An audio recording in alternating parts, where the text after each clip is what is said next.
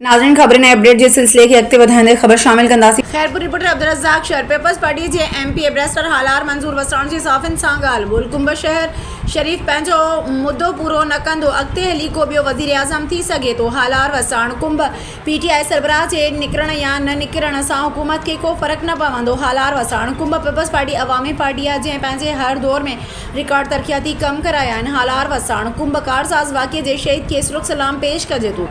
सुभाणे 18 अक्टूबर ते हैदराबाद में रिथियल जलसे में अवाम भरपूर शिरकत कंदी। ब्रेस्टर हालार मंजूर वसण जूं पार्टी अॻुवाणनि ऐं कारकुननि सां गॾु शानीबाद मीडिया सां ॻाल्हियूं।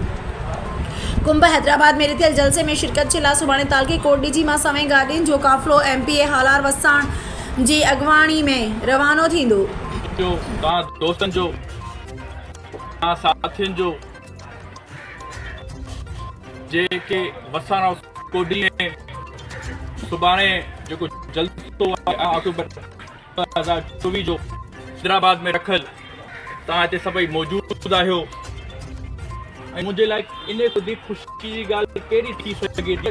MP पंहिंजे वर्करनि खे फ़ोन करे मां कल्ह फ़ोन कंदो